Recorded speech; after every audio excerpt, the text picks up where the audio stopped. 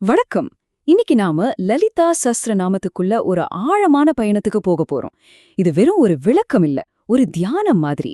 சில குறிப்பிட்ட நாமங்கள் மூலமா வெளிப்படுற ஒரு அற்புதமான தத்துவத்தை தான் நாம இன்னைக்கு பார்க்க போறோம். சரி, நாம எதை பத்தி ஆழமா யோசிக்க போறோம்னா, ஒரு பெரிய கேள்வி இருக்கு. தெய்வீகங்கிறது எப்படி ஒரே நேரத்துல ரெண்டு விதமா இருக்க முடியும்? ஒன்னு, எந்த மாற்றமும் இல்லாத முழுமையான பரிபூரணமான ஒரு நிலை, அது நிர்குணம். இன்னொன்னு, நம்ம மேல கருணை காட்டி நம்ம கஷ்டங்களை எல்லாம் நீக்குற ஒரு செயல் சக்தி, அது சகுணம். இது ரெண்டும் எப்படி ஒன்னா இருக்க முடியும்? வாங்க பார்க்கலாம். முதல்ல நம்ம பயணத்தோட முதல் பகுதிக்குள்ள போலாம். இதுல அவளோட நிர்குண அம்சத்தை பத்தி தான் பார்க்க போறோம். அதாவது அவ எப்படி ஒரு களங்கமே இல்லாத முழுமையான பரிபூரணமான உண்மையா இருக்கா அப்படிங்கறத புரிஞ்சுக்க முயற்சி பண்ணோம்.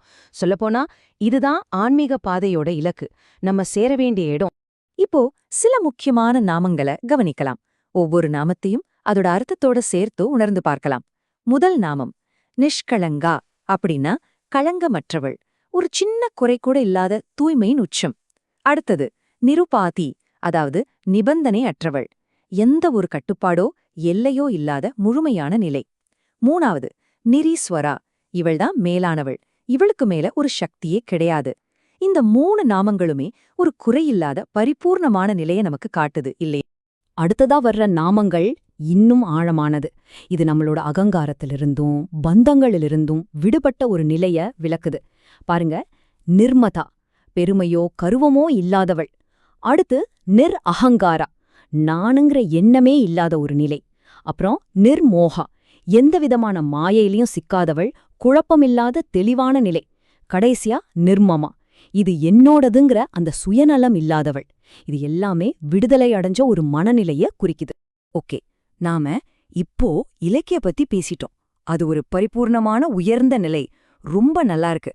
ஆனா ஒரு முக்கியமான கேள்வி வருது.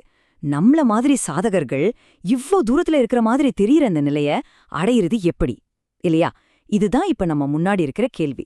இந்த கேள்விக்கு பதிலாதான் அவளோட இன்னொரு அம்சம் வருது.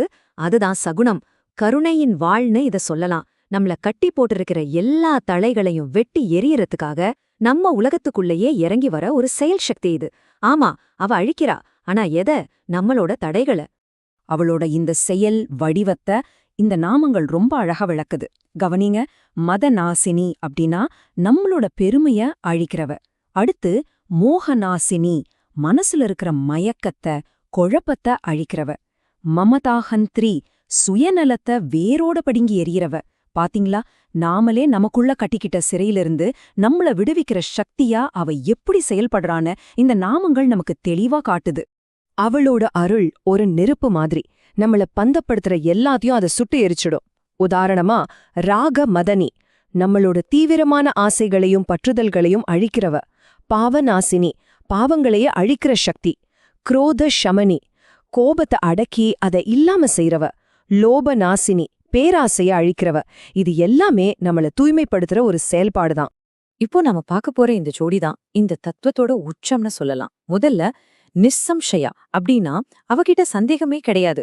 அவ முழுமையான ஒரு நிச்சயம், அவளோட இயல்பே அதுதான். அடுத்ததா சம்ஷயக்னி, நம்ம மனசுல இருக்கிற எல்லா சந்தேகங்களையும் அழிக்கிறவ அவதான். பாருங்க எவ்வளவு அழகா இருக்கு. அவளோட இயல்பு சந்தேகமற்ற நிலை, அவளோட செயல் நம்ம சந்தேகத்தை நீக்கிறது.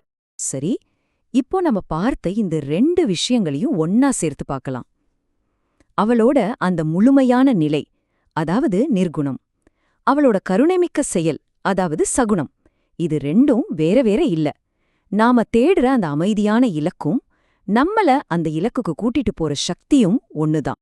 இதை இன்னும் தெளிவா புரிஞ்சுக்க, நிஷ்களங்காங்கிற அந்த களங்கமில்லாத நிலைய நம்ம அடையணும்னா அதுக்கு பாபநாசினியோட அருள் தேவை. நம்ம பாவங்களை அழிச்சாதான் அந்த நிலைய அடைய முடியும்.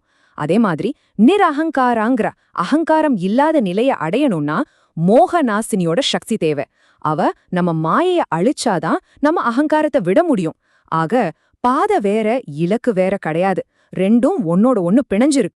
அப்போ இந்த தியானத்திலிருந்து நாம எடுத்துட்டு போக வேண்டிய முக்கியமான 3 விஷயங்கள் என்னன்னா, முதல்ல அவதான் நம்மளோட முழுமையான களங்கமற்ற இலக்கு. 2வது, அந்த இலக்கு அடைய நமக்கு வழிகாட்டுற, நம்ம குறைகளையெல்லாம் நீக்கிற ஒரு செயல் சக்தியும் அவளேதான். 3வது, ரொம்ப முக்கியமா, நாம அடைய வேண்டிய அந்த இலக்கும் நம்மள வழி நடத்துற அந்த வழிகாட்டியும் ஒண்ணுதான், வேற வேற இல்ல. இந்த ஆழமான உண்மையோட நம்ப இந்த தியானத்தை நிறைவு செய்யலாம். ஓம் தத் சத்.